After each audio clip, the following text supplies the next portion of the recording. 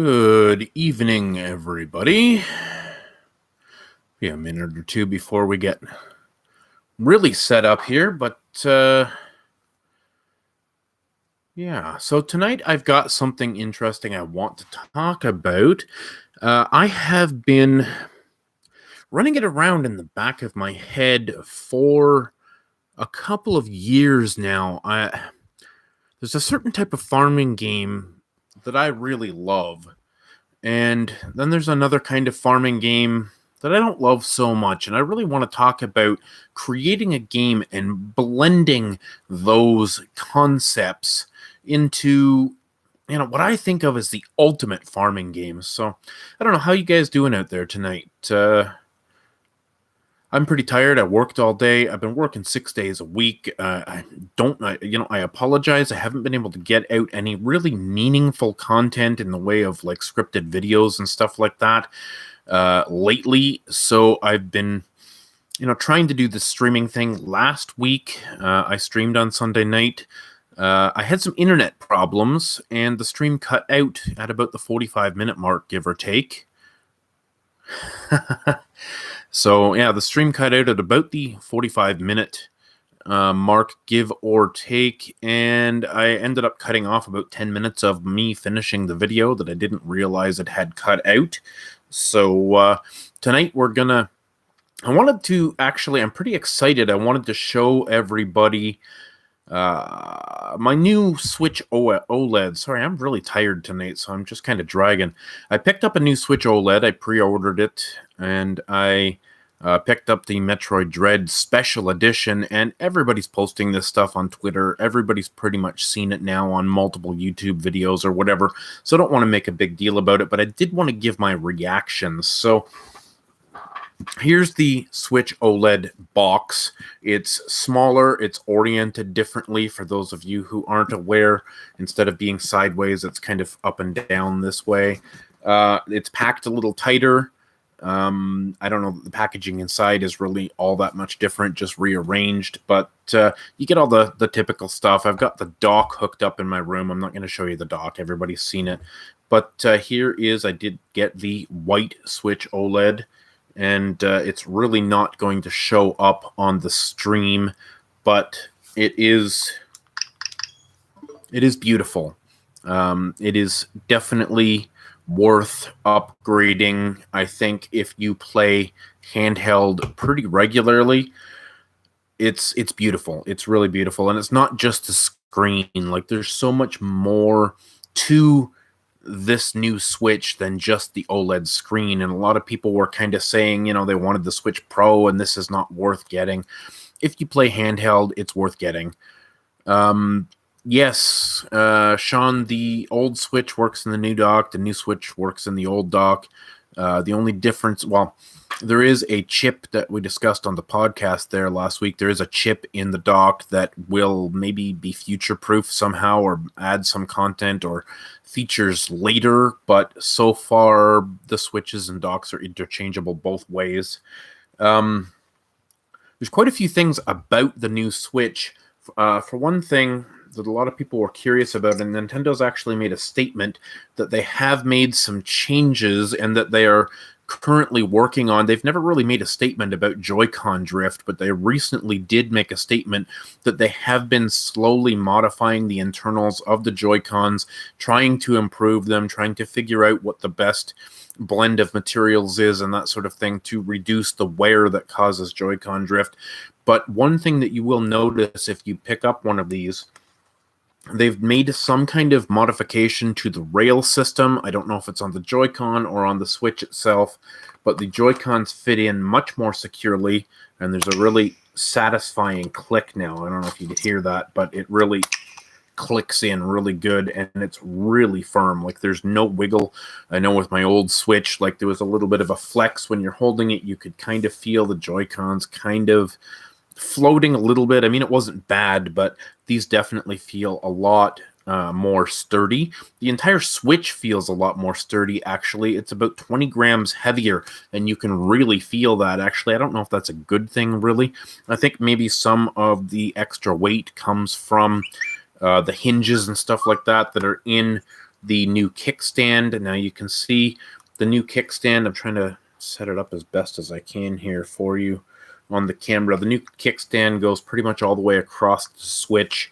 It feels like very, I don't know, very sturdy. It almost, the whole back of the Switch almost comes off like it's metallic. It's not. I know it's plastic, but yeah, it has kind of a metallic-y sort of a feel to it.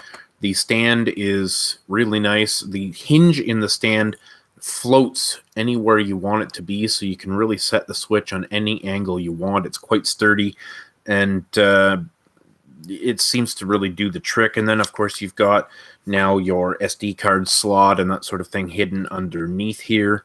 So it's a much more kind of sleek appearance on the back now. They've moved the serial number and that sort of thing underneath here now in there, so it doesn't show. So yeah, the whole thing is a little more premium feeling, like things are a little rugged. But yeah, as you say, Sean, the main Switch is already kind of heavy. This is noticeably heavier, and I don't know whether that's going to be a bad thing. It definitely feels more sturdy, and it kind of feels more premium in your hands. Just, the difference in weight. I think there's like a psychological thing that we think heavy things are more valuable. I don't know. But it does kind of come off more premium. The audio, when they said they enhanced the audio, nobody really knew what that was going to mean. But the audio is definitely enhanced. It is definitely better sound. It's like going from the original 3DS to the new 3DS. There was some enhancements with the speakers, so it's overall it's louder. Yeah, that's good for you. For me, I like this thing. It's I wouldn't necessarily, for you, Sean, like if you're not going to play it handheld, there's not a whole lot of point. For people who play handheld even 30% of the time or something, I think it's worth it. The screen is gorgeous. It makes a huge difference. I'm talking like, I'm not going to say it's a generation leap or anything, but the difference between the screens is very noticeable, to the point where, stuff that looked washed out and watercolory now looks vibrant and neon.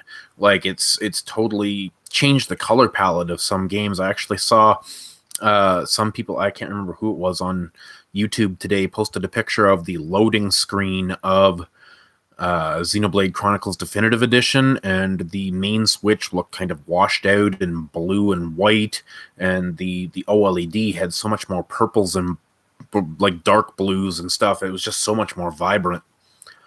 Yeah, probably Sean saying the same between the original Vita and the downgraded one. From what I've heard online from people who have actually compared it, like Spawnwave and stuff, this is considerably nicer screen than what was on the Vita like 8 or 10 years ago or whatever, when that was, that it originally came out, the Vita 1000.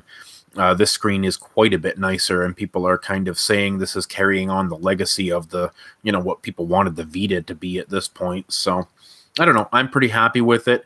I traded in a bunch of stuff, so I didn't have to pay too much for it.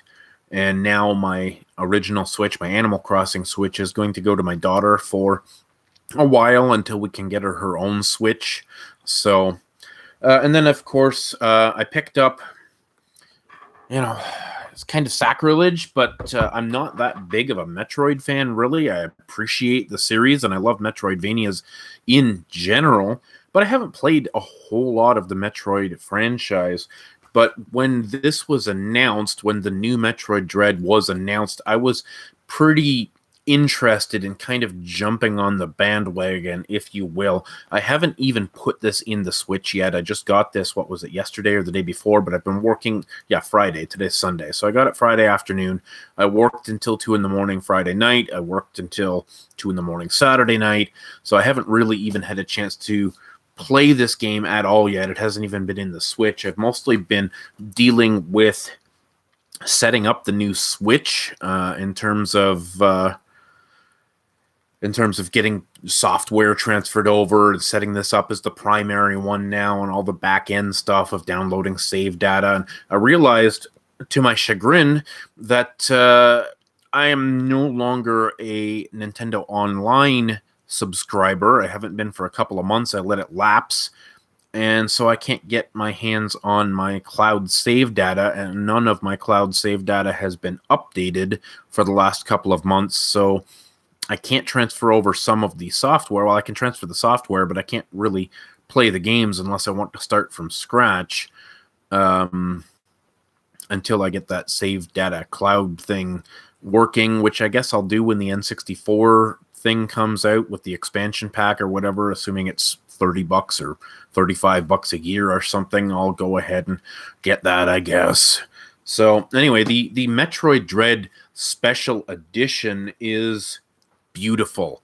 I have some weird questions about it, though. So a couple weird things. I'm just going to try to carefully open this for the 1 in a million people that haven't seen inside this thing already. First of all, this box is awesome. Look at the back. Look at the front. This thing is huge. I don't know if you can measure it by the size of my head, but it's twice the size of my head. It's enormous. And inside, it comes with a steelbook, and that's wonderful. I love steelbooks. The steelbook is nice. It's pretty, but it does not come with a basic plastic case. Normally when you get a steelbook version, you quite often get both. And I had thought there would be like a basic case that I could put on my shelf and put the steelbook away somewhere safe, but apparently not. So it also came with this kind of cool art in here. There's a bunch of different cards for each game. So you've got Metroid and Metroid 2, Super Metroid. These are like postcard sized, I guess.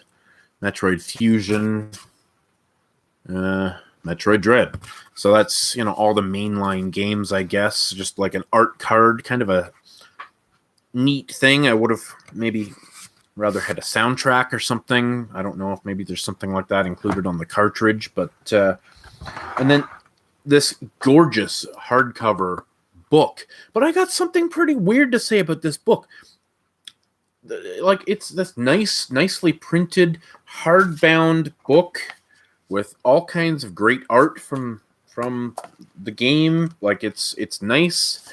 It's nice, high quality. But other than this first page right here that says Metroid Mission Logs, there is not another single word in this book. Not one word. Nothing underneath any of the artwork to say, no descriptions of what this is supposed to be. Sorry, I'll hold this up here. Portraying, like, no descriptions of what this stuff is or what it's supposed to do. I mean, we can pretty much figure out what it is. But, like, nothing to say this is from this section of the game. There's no title cards for any of the artwork. And there's no acknowledgments in the back with the names of the developers or anything. There is no introduction in the front to say, hey, thank you for buying Metroid and blah, blah, blah. Like you normally get with art books, there's words. There's not a single word in this book other than the title. It's kind of weird. So, having gotten that out of the way, I really want to dive into the topic for tonight, which is, I've been talking with a friend of mine, Josh, who hopefully someday I will be pulling into the podcast, and he is a big farming sim guy. He's way more advanced than I am in terms of having played literally every farming sim out there, pretty much. Not everyone, but like way more than I have. But I have this huge history going back to like 2006 or 7 with Facebook farming games. That's really where I became addicted to farming games, with games like the original Farmville and eventually Farmville 2 and so many other Farmville clones out there. I was actually pretty recently, just in 2019, 2020, playing a game called Happy Acres, which not exactly a Farmville clone, but kind of. And there's something special about that style of farming game, I'm going to go into describing a little bit about the differences between these Facebook games, which are, admittedly full of microtransactions and predatory practices to manipulate the crap out of you to get you to spend and spend and spend. And believe you me, back in the day, 2007, 8, 9, I did spend. I probably spent $2,000 on Farmville, give or take, over the 3 or 4 years that I played it. It was not uncommon for me to buy a $50 or $25 Farmville card at a gas station once or twice a week during the height of me playing, or certainly, every paycheck, I would go out and buy another $50 card or something. And I don't like that aspect about the Facebook style games, the predatory practices, the microtransactions. I've always thought we needed an offline version of one of these games. And so over the last couple of years, I've been talking to, well, not really talking to, but tweeting to Zynga. I actually own a couple of Zynga's stocks because I really wanted to feel like I was invested, so to speak, in what I'm talking about. So I purchased a couple of Zynga stocks just to kind of stay connected to the company. Zynga is the company, for those of you who don't know, that made Farmville and Farmville 2 and a whole bunch of other games on Facebook back in the day. And I've been campaigning on Twitter and commenting on Instagram and YouTube videos and all this kind of stuff. Zynga, bring Farmville to the Switch or to like any modern consoles or even Steam. The game was so legendary at its height. It literally had like hundreds of millions of people playing every day. Like huge game. Like you can make fun. If you were around Facebook back in the day, you were probably driven absolutely crazy because Facebook hadn't figured out how to manage all the notifications and things like that. So not just from Farmville, but games were a huge part of Facebook back in 2005 to 2010. Or 2006 or 7 to 2010, whenever Facebook started. Games were a huge part of the platform, and all of these games were designed to be these social experiences where you had to share your progress in the game and invite people to come and play with you, and people would be able to just like a post or share a post or send you an in-game item just by clicking on a link or something like that. And Facebook was really bad for that. So every time you did something in the game, every time you raised a baby calf into a cow, up would pop a window and it says share on Facebook, Aaron raised a cow or whatever. And then hopefully somebody would, click on the link and it would give me some kind of bonus item as a reward for growing the cow or whatever, right? And then by that would raise awareness and bring more people into the game, which it did. But all of those games, even I remember Mafia Wars back then too, like just used to drive people crazy because they would go on Facebook to look at their normal feed and their friends and that sort of thing. And every other post would just be game post, Farmville, Mafia Wars, like just over and over and over again. And it drove people crazy, and rightly so, because you shouldn't have to be begging your real life friends, your aunts and your uncles and your mom and dad and your real life friends from school to interact with a game they're not interested in. Just in order to get the progression that you want in the game. So that was kind of predatory, and I really didn't like that.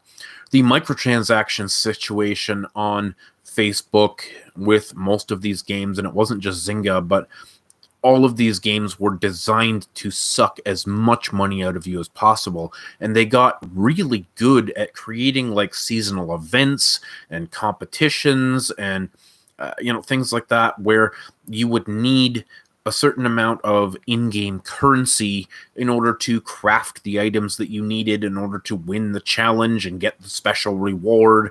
And then there was also things you could just buy directly with the in-game currency, like special trees or special animals, color variants, things like that. There was all kinds of things in the game that would constantly push you to go out and get that $20 Zynga card or whatever, just to get that special holiday lollipop tree or whatever the silly thing is that everybody wanted to have. And sure, there were some in-game ways to get some of those, but usually it was either spend money or drive your friends crazy or both. And I remember even going to the point where there were special exclusive items in the game that could only be gotten by logging in on an iPhone. And I actually went to my cousin and had him install the game on his iPhone just so that I could claim the special tree that could only be gotten from the iPhone. I like it. This stuff is super annoying, and it drives even me crazy, being a huge fan of games like that. Now, in later years with later games, I moved on to after Farmville 2, which I didn't like as much at the time, but Farmville 2 actually started a movement in the farming and the sim games towards them being more complex, to them having more locations and things like that rather than just your single farm. And I eventually started playing a game called Klondike: The Lost Expedition. Now, most of these games have some version. They were very popular on Facebook, and most of them now have some version on mobile, Android, and iOS devices, but they're not as good, and I don't like playing on mobile devices.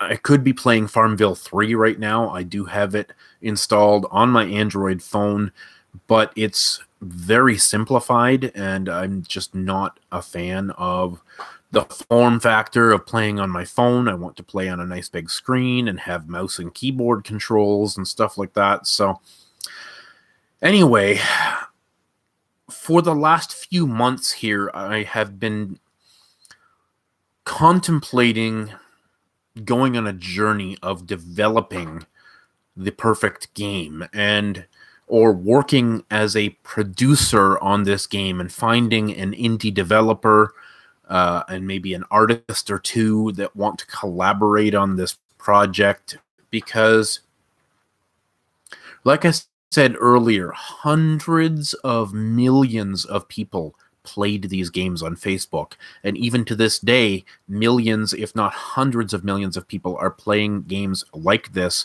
on mobile devices, and they're having to sacrifice and compromise rather than having the best version of the product in order to play them on these mobile devices, because that's where most of the activity for that kind of game is. However, these developers are ignoring a big market. Maybe it's not big in their eyes, but we're coming on 100 million Switch users. And something like this, like I kind of had a funny thought. I was talking with Kaz yesterday. Imagine the DS effect, where literally everybody's grandmother had a DS to play Brain Age or something like that. Everybody's mom. It wasn't just the kids. It was moms and dads and grandmas and granddads who had these DSs to play, these simple games or whatever. Now, all of these middle-aged housewives that were playing these Facebook games, can you imagine how many of them would start buying a Switch if they could just play Farmville? Again, this would not only be successful as the Switch stands, but this would actually drive sales of the Switch to a whole new casual audience of people who just want to play Farmville any way they can.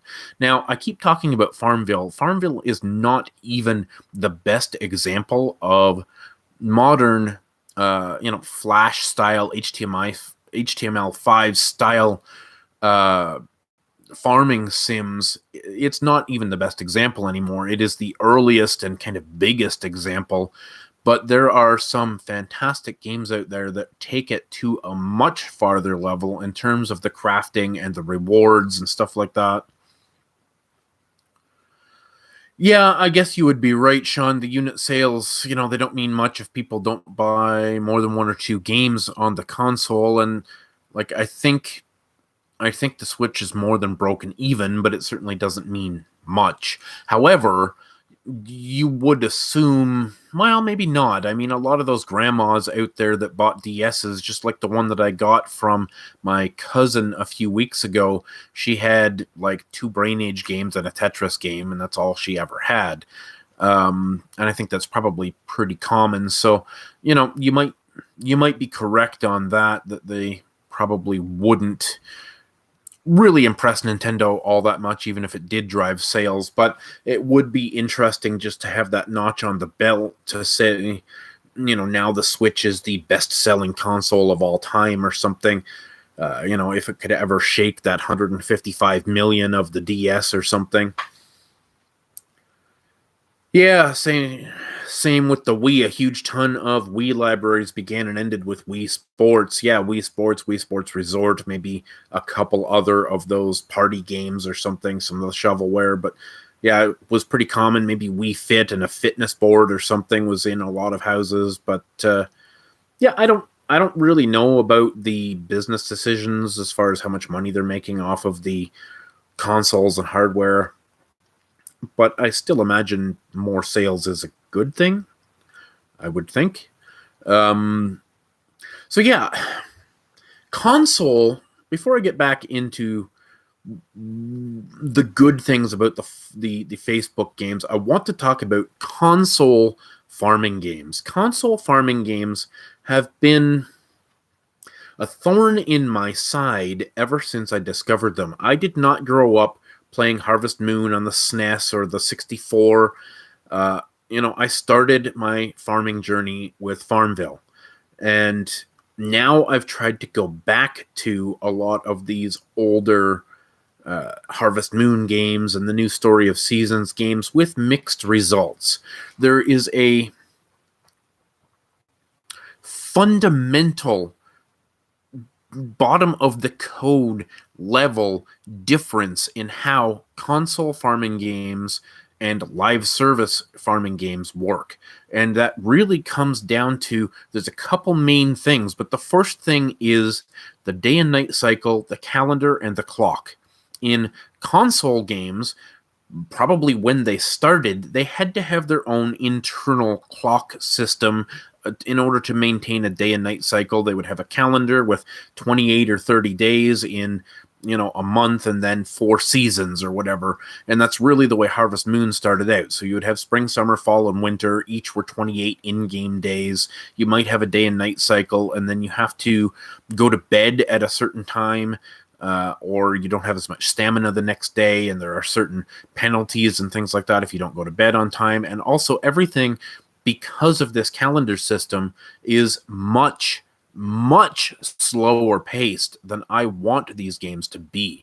So in a typical Story of Seasons game or Harvest Moon game, you start out with the same sort of storyline. You're, moved to the country to take over your grandfather's farm or whatever, but then everything is so slow and incremental. Like okay, here's your axe, and now you got to till the field, and you till up 4 plots, and then you plant 4 seeds, and then you got to wait like 7 in-game days for those 4 seeds to grow, and you've really got nothing to do for those 7 in-game days. And the way the in-game days work, depending on the game, you have maybe a 20 or 30 minute gaming window within the daylight portion of that in-game day.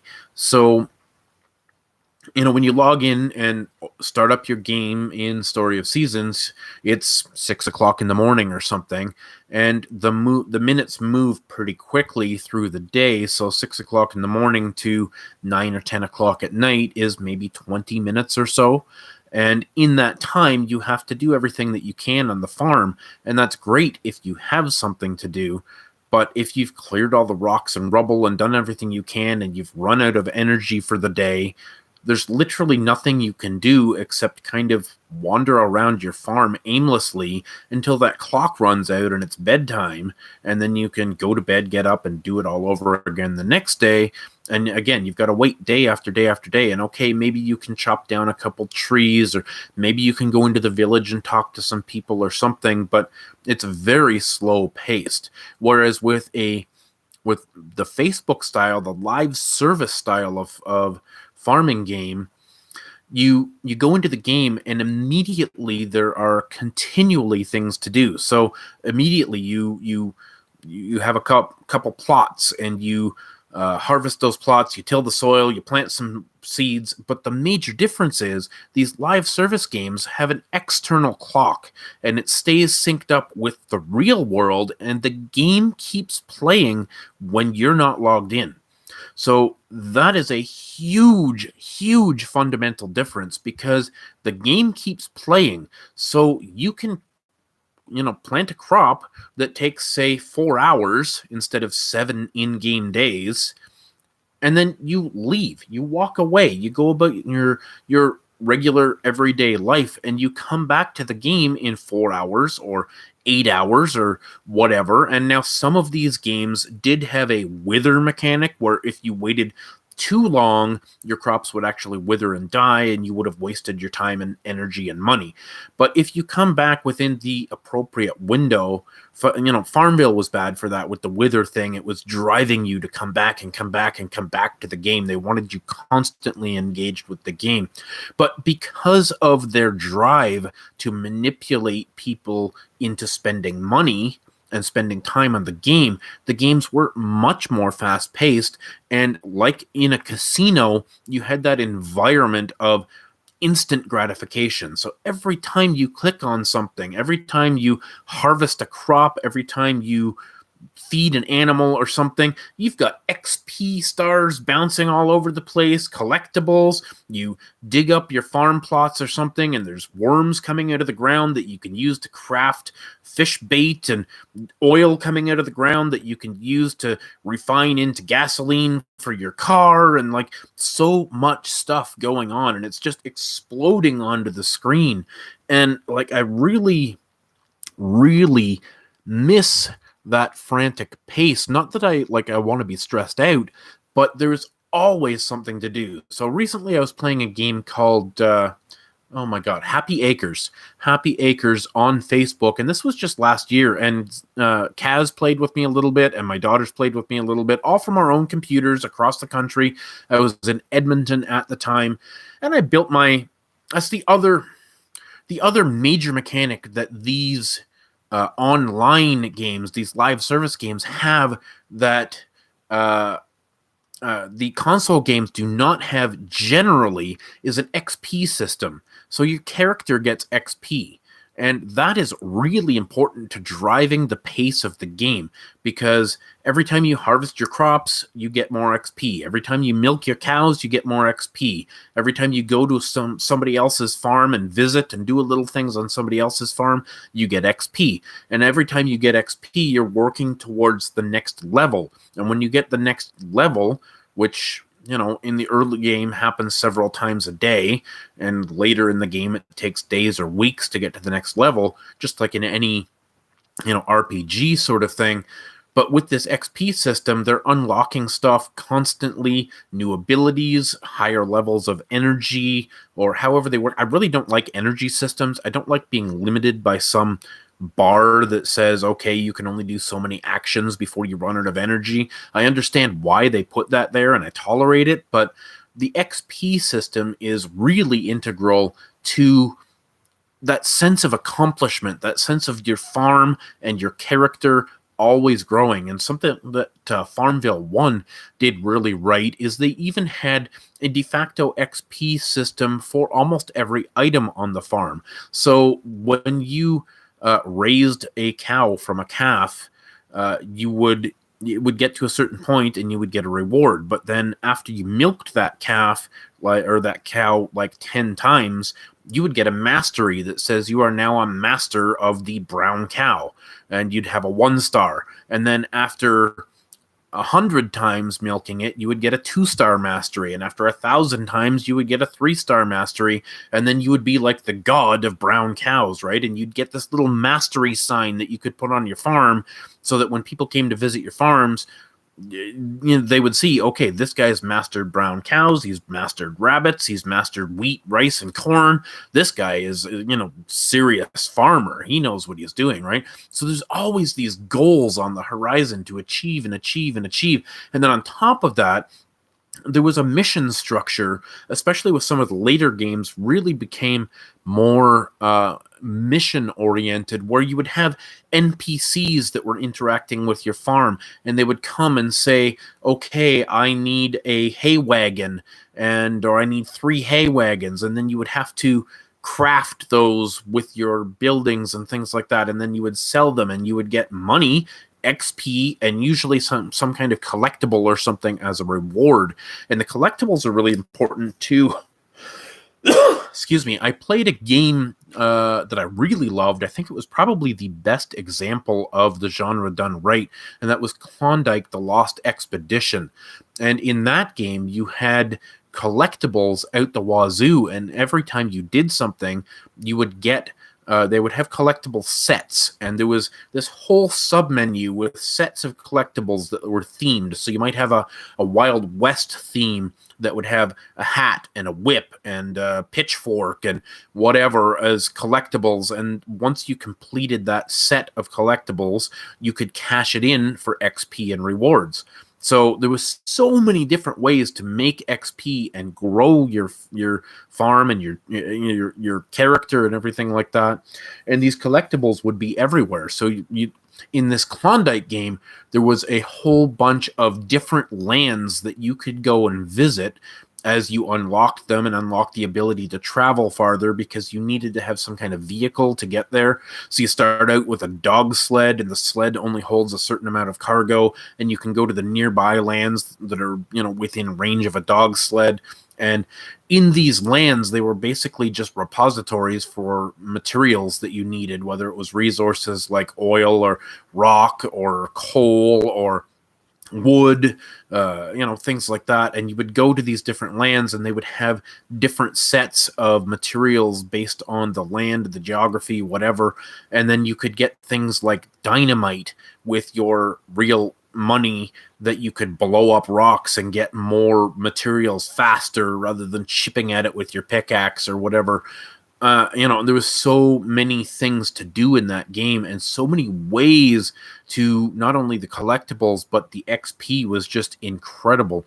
So that's really what I feel is missing in the console. And I don't think that these games are perfect. I really don't. And I don't think that the console games are all that bad. But what I want, and what I want to design here in my head, is kind of combining the two. So you take the mechanics of the XP, and you take this day-night cycle from the console games, and you remove that day-night cycle, or at least that pressure that you have to go to sleep and you have to observe this day-night thing where you can only play in 20-minute segments, and then it's the next day and you save, and the next day. Like with most of these games that were on Facebook, it was infinite time tied to the real world, but it didn't really matter. There was no day and night cycle. You could go and do whatever you wanted on your farm, whatever time of day. If there was day and night or weather, it was cosmetic. And, I don't like having limitations to how I play. I don't want it to be like, oh, you have to go to bed now, or oh, it's nighttime, so the monsters are out, or, whatever. I just want to do the farming and grow my farm. Hey, who we got here? Grandpa Stevens. Not a farming sim, but SteamWorld Dig is kind of good for the gem mining things. You know what? I've been super interested in SteamWorld Dig. I actually own it now on the Switch. I just haven't tried it yet, but you're saying it's pretty good? So I don't know if you caught the beginning of the conversation, but I want to design a game.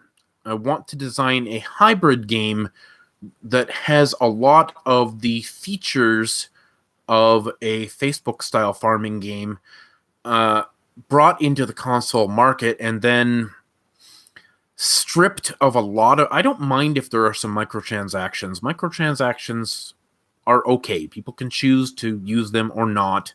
Um, but I want it stripped of all the social stuff and a lot of the manipulation. If this was built by an indie dev, I'm not really sure of the technology involved in creating. I think you could stimulate with AI without actually having to have a server to run all these games and log into. I think each game could be a standalone game that would connect to the real world time, just like Animal Crossing does. Like Animal Crossing New Horizons runs on the same clock that the real world does, whatever your time zone is. And if I log into Animal Crossings at 2 in the morning, it's dark, but I can basically do whatever I want. Now, some of the shops might not be open at 2 o'clock in the morning, but I can do whatever I want in Animal Crossing. The problem with Animal Crossing, and I love Animal Crossing to death, but the problem with Animal Crossing is that for me, it needs a little more of a drive to do something. There's only so much wandering around your farm picking apples or peaches and digging up rocks and fossils. Like there's only so much of that you can do. For me, I beat Animal Crossing last year, or beat as in finished the main story and got the credits to roll, and then I messed around with it for a little bit with the terraforming mechanics and that sort of thing. But I'm not really into just freeform decorating. That's not really interesting to me. Like, I need for there to be a sense of something to do, a sense of progression, a list of missions and objectives. Okay, Granny wants 9 apple pies, and then I have to go and get apples and go and make wheat and bake the pie in my little bakery and then give Granny the pies, and then I've achieved the mission and I made some XP, I made some money, and then I can use that money to buy more materials or whatever, right? What do we got here? Yeah, you see what I mean? Usually fast forward the clock on your consoles when you play Animal Crossing because I run out of things to pick up. Yeah, see, that's the thing. Like, I just want more to do. Now, I checked out the Animal Crossing game on mobile. I forget what it's called. But it's better in a lot of ways. I wish I actually made a video about this about a year ago where I wanted to see Animal Crossing New Horizons and the mobile Animal Crossing game kind of come together a little bit and learn some lessons from each other, because if New Horizons just had some missions, I've got a bunch of villagers on my island. Why can't they put requests on the bulletin board for me to craft something and then give me some kind of reward, like bells? Like, it's as simple as that. Just have the villagers ask me to do things so that I have some reason for wandering around the island. Like, give me something to do. Sean was saying, what I learned is that Animal Crossing is supposed to be something you play for a few minutes every day, part of a routine, not supposed to play it for a long time. That's why we get bored. Yeah, I would agree, and that's what I do as well. I play Animal Crossing for like 20 minutes every night. I literally just bought a second copy of Animal Crossing Friday when I bought the OLED Switch. I love the game to pieces. Like, don't get me wrong, I'm not being overly critical of it. I love the game to pieces to the point where I bought a second copy just so that I could start a new island without destroying my old one.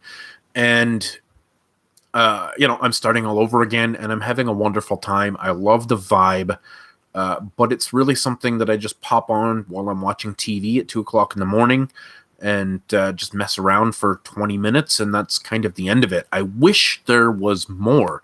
I know it's supposed to be that way, but I just wish there was more. And that's how I feel about every one of the farming games. Now, that's why...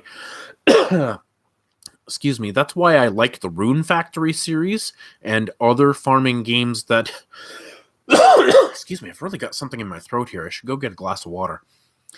I like the Rune Factory series, and I like other games that combine in other things. I actually just bought a copy of Monster Harvest today, which is apparently kind of buggy, but it's this idea that you're you're morphing your plants into animals with some kind of ooze or something, and then you grow these different animals, and you basically go into like a Pokemon battling sort of dungeon situation. So you've got something else going on. So when the farm is in that stasis where you're waiting 3, 4, 5 in-game days for your shit to grow, at least you can go battle some stuff or go craft some stuff or whatever. Like, I really appreciate Story of Seasons Pioneers of Olive Town. That's the most recent Story of Seasons game that just came out a year ago or less. I played that game quite a bit. I more or less mastered the game, and it is the most fast-paced of the traditional console farming games that I've ever played. I really love that one. Hey, Smash, how's it going? Yeah, I really love Pioneers of Olive Town because they included a mechanic with these makers, they call them, where you have these little machines that can do some crafting for you, and that really adds to the the sense of something to continue doing, a reason to log back in day after day after day. You get these makers going, and you're crafting lumber and building buildings and stuff like that, which is just a little bit more higher up on the activity scale than a lot of the farming games. Like Stardew Valley is fantastic, but I haven't played it enough because I don't like the art style as much as a lot of other people do. I don't mind a lot of that 8-bit stuff, but we need a hot tub stream on the Amico and get Tommy on it. That'd be hilarious, actually. So, yeah, I want to create a game. I want to find an indie dev. Anybody here or anybody watching this video later on, if you know an indie dev who is looking for a project and this might be up their alley, I would like to work closely with a dev and a couple of artists and actually collaborate on creating an indie game in this style. It shouldn't be all that hard. I mean, I don't know what goes into creating a game, the back end of stuff, the code, but you're looking at, and I've got some pens and markers here and stuff. So you're looking at, you've got, I don't know how much you can see this here, but this is your map. You know, you've got a single piece of land. You don't need to be in 3D. You don't need to be running through environments. You've got a single piece of land, and you start out with a farm plot, and you can expand. Then you get a building over here, a barn or something, and a storage silo. And it's mostly about the items and stuff like that. It's not about all of this, how it looks is really... Sure, there's going to be some art that's going to have to go into it because somebody's going to have to design all of the crops and all of the items and the collectibles and things like that. But these are mostly 2D elements that can be more or less cut and pasted, I would think. You're at the beach house tonight, eh, Smash? Nice. Hot tub stream eventually. Yeah, we need to get back to those. It's been a while since you've done a hot tub stream, man. At least that I've seen. So, what do you guys think? I don't know how many of you have had experience with this, but I love my farming games, and I love sim games in general. I really enjoy 2 Point Hospital because it's got more of that sense of urgency about it. For those of you that haven't played 2 Point Hospital, you're simulating a hospital environment, but they've got stuff coming at you all the time. You start with an empty 4 walls, and you've got to build a doctor's office, and then the doctor diagnoses somebody, and all of a sudden you need to build a ward, and you need to build a special diagnosis MRI machine or something like that. And then a bunch of people come in from a plane crash or a car accident or something, and it's like, oh great, we need to hire 5 nurses and 3 doctors now. And it's like this ongoing thing where you're constantly engaged, constantly building, things are moving faster, you're making more money. And I want to see that kind of thing moved into the farming sim genre. Smash says, I'm hot and cold with Sims. I get hooked and go down a time spiral and then don't touch them for years. I want to spend more time with sim games, But on consoles, I'm not finding games that are hooking me. I mean, Animal Crossing hooked me for about 40 to 50 hours. And that's about it. Now I'm playing it all over again, so I'll probably spend another 40 to 50 hours with it. Story of Seasons, Pioneers of Olive Town, I probably put about 30 to 40 hours into when it first came out. I could continue playing. There is more to do, but I just moved on to some other stuff, and I'll probably come back to it in the winter or something and play another couple seasons and then set it aside again. But yeah, so nice to have you guys here, by the way. Thanks for stopping by. I just don't have the time to make content right now outside of the podcast. The podcast is growing in leaps and bounds, and we're having a lot of fun with the podcast. But I'm working 6 days a week right now and doing the podcast on the 7th. So I have not been able to get out a significant piece of content in about 8 weeks now, just because of my work schedule. So I figured I would do these streams just to kind of throw something out there because, it's unedited, it's unscripted. I can sit here for 45 minutes or an hour just talking with you guys, and, at least it's something on the channel, right? I'm working on 5 different scripts right now, just slowly, 10 or 15 minutes here and there, do a little bit of research and plug a little bit more in. But I think it's probably going to be another 3 to 4 weeks before I even get the first one of those out. So I'm going to do these Sundays night streams for the next 3 to 4 weeks, just as a stopgap measure until my work schedule slows down a little bit.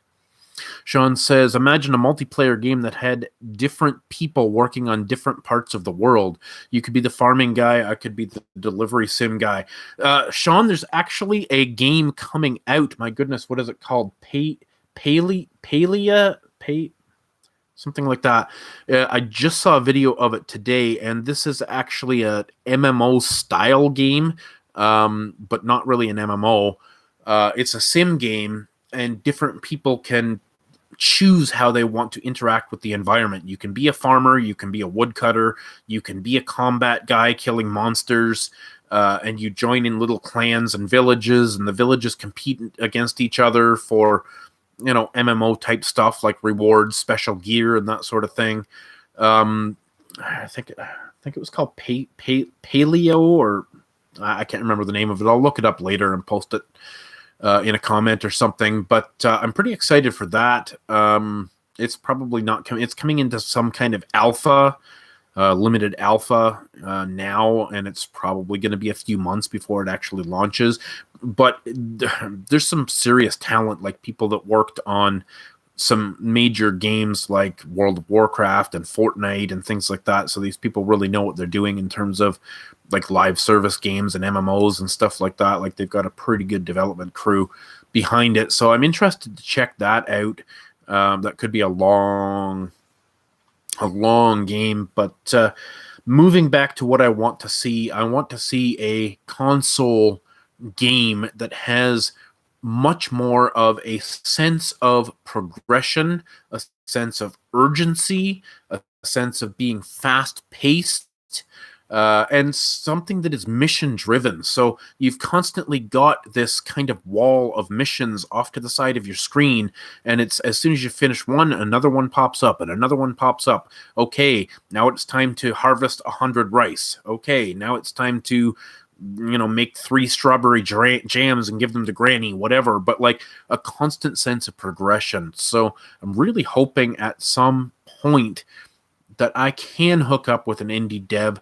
I would love to learn how to develop a game myself, but I don't have that kind of time.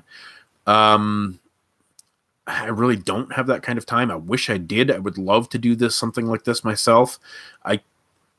As far as the actual development goes, I think this would be on the simpler side of games that you would develop, but I don't know much about this stuff. So anyways, guys, what do we got here? Some decent sims and RTS sims on console, but it's mostly on older consoles where the gems are. We had a few Little King Story and Anno. Yeah, those are both fantastic, actually. Yeah, Smash could be the banker. Northgard is a solid game that reminded me of the Settlers in a North setting. Like, I'll have to check that out. In each role in the new game, a whole standalone experience. That's what I want. Sort of like how EVE Online had a link to first-person shooter. Yeah. Apparently, how they're going to integrate it is you can basically, there's no death in the game. I think you're talking about that MMO that I was talking about. It's not really an MMO. It's just got kind of the structure of an MMO. Apparently, they're going to have small, limited servers with maybe 100 or 1,000 people on a server, and you'll have little villages or clans of maybe 20 or 50 people or something like that compete against each other in non-combative ways. So like crafting challenges and that sort of thing. I'm pretty interested to check that out, but each role, yes, it is. I think from what I see, it's a standalone experience where if you want to, basically the way the game works is you don't pick a class like you would in an MMO, so you're not a hunter or a mage or whatever. Instead, you just go into the game and do what you want, and as you do the things that you want, those aspects of your character level up, and eventually you become better and more powerful as a woodcutter or as a crafting, a cook, monster slayer, like whatever you want to be in the game. If you want to be a tailor or whatever you want to do in the game, you level up those progressively as you just do the things that you want to do, which is kind of neat if you ask me, rather than having to pigeonhole yourself into choosing before you even know what the game is like. You have to choose a class, like in something like Skyrim or World of Warcraft or something like that, where you get locked into being the mage or the rogue or the barbarian or something, right? So I'm kind of interested to check that out for sure. It's supposed to be coming to PC first, like Steam, so I'm kind of looking forward to playing it on the Steam Deck, but it is supposed to come out to all consoles. Let me see if I can pull up the name of that video here. It should be in my history on YouTube. Library history. Where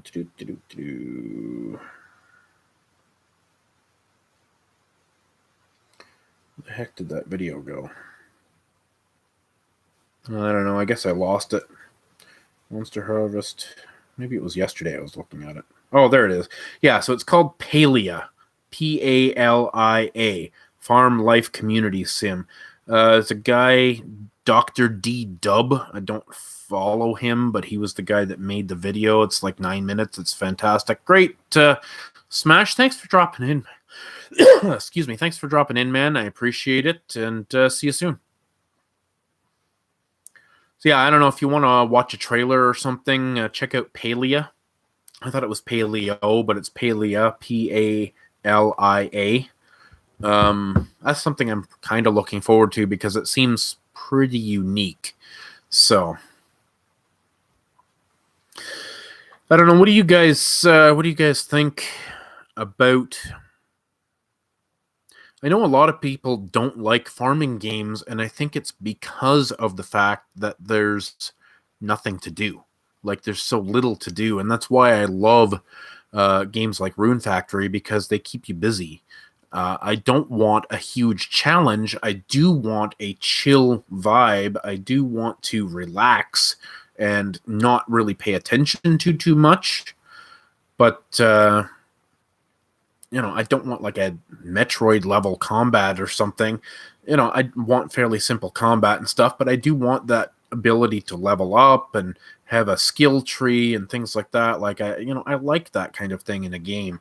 I just don't want there to be too much challenge because I want to just relax, right? So anyway, I was going to go into a whole thing where I actually design out the system and how the game screen would look. I've got all these colored markers here and stuff, but I don't really feel like doing that tonight. I'm pretty tired. I think I've said my piece. So, if you guys just want to chat, if you want to give me some suggestions of maybe games you're saying you're waiting on Kataria Fables. That sounds familiar, but tell me about that game. I don't know much about it. Excuse me. I want to, and like I say, I just bought Monster Harvest. I've heard it's not great, but the concept appeals to me. I've just recently started playing Valkyrian Arc Hero School Story, which is kind of not a farming sim at all, actually, but it's more of a, like, similar to 2 Point Hospital with a rune factory twist sort of thing, where you're building a school, you're the principal of a school, you're building this fantasy school, and then you have to send your students out, and some of the missions that you send them out on are automatic. They just disappear, go do it, and come back, and something just happens in the menu. But then other missions, you actually take control of the students, go out into the field, and have some pretty simple sort of dungeon crawling combat, which I kind of like. So I'm going to be playing that game some more in the next little while. I'm working on a collab with somebody. Don't really want to say too much, but it's going to be about farming and non-farming sim games on my channel and his. So, that's kind of going to be what I'm working on for the next couple of weeks here as we get ready for that collab, is just kind of doing a little bit more attention to some of these games that I've just kind of had on the backlog.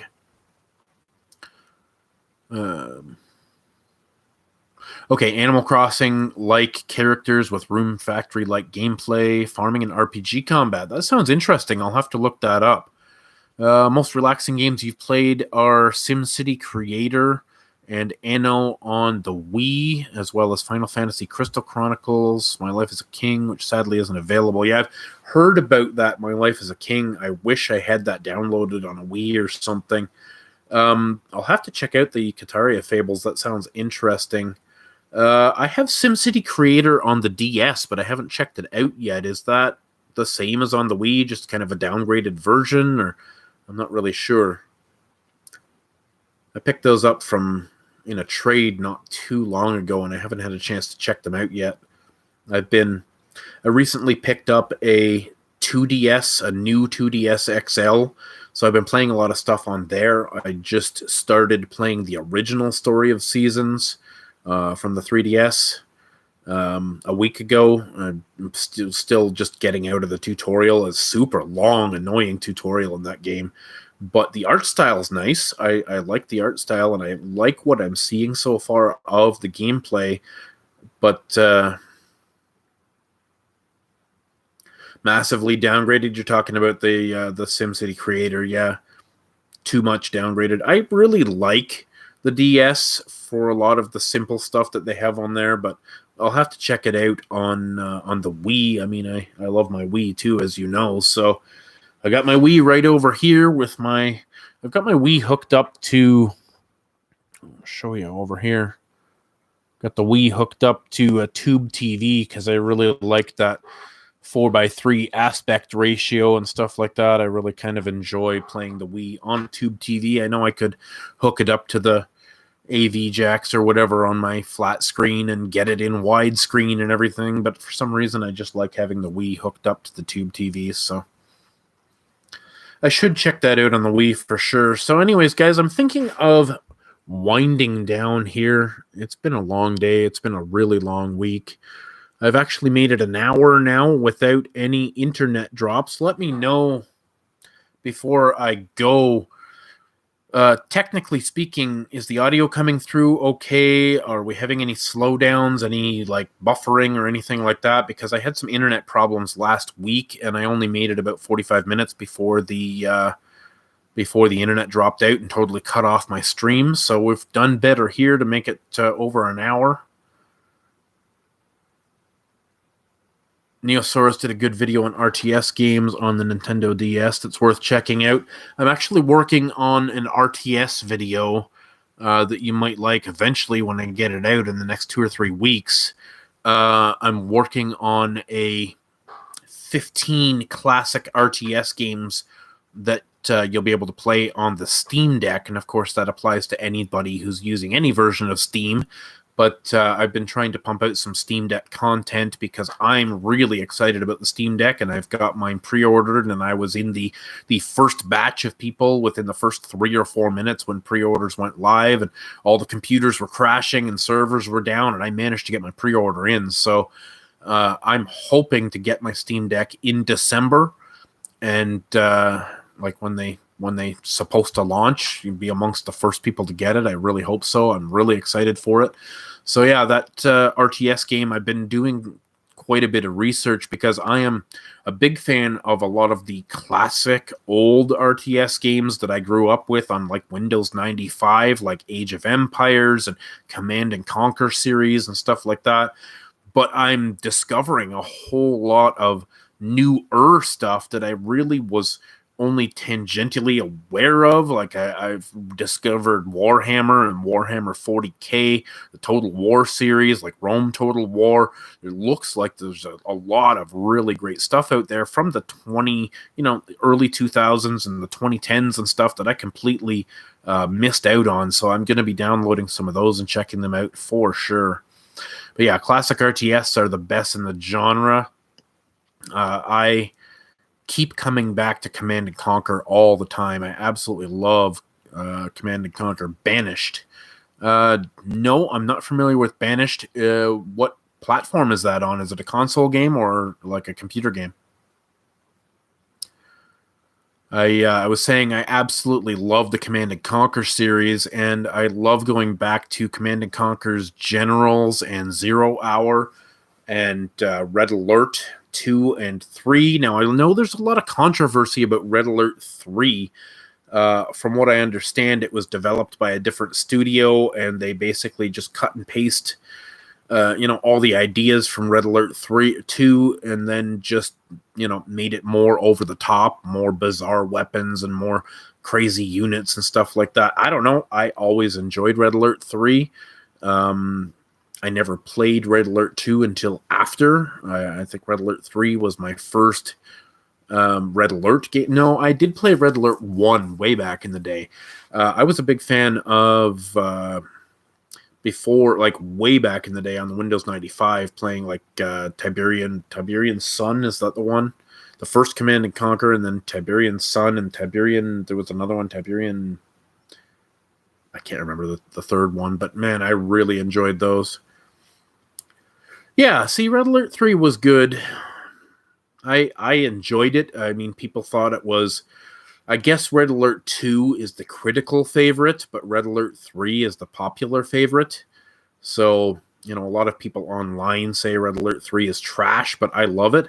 And I love virtually every version. I have it on Steam. I have it on the Origin portal. I have it on the PS3.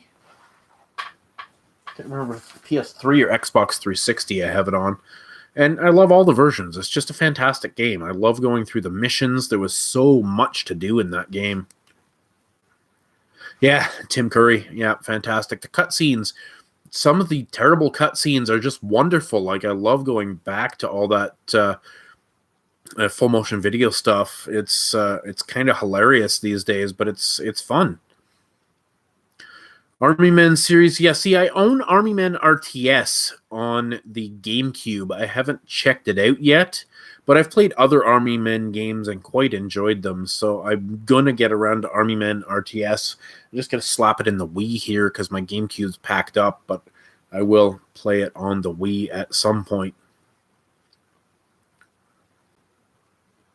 I played a couple of Army Men games, I guess on the PS1, if I remember correctly, is where I played most of the Army Men stuff way back in the day, when I actually had a PS1, and I think I rented them from Blockbuster. That shows you how long ago that was, right? So, yeah, anyway, I think I'm about done. I'm really appreciating you guys coming in and talking tonight. Last week was kind of a ghost town, and I figured tonight being, the Thanksgiving weekend, nobody would want to come in and talk to me, so I appreciate you guys coming in and giving me someone to talk to. So, yeah, thanks, guys. I'm going to go and probably make some food now because I haven't eaten all day. I picked up some Swedish meatballs and some mozzarella sticks, so gonna go do that and watch some TV and play on my new OLED. Maybe I can get Metroid in here and check it out. So, anyways, guys, thank you so much for sticking around with me and keeping me company tonight, and we'll see you in the next video.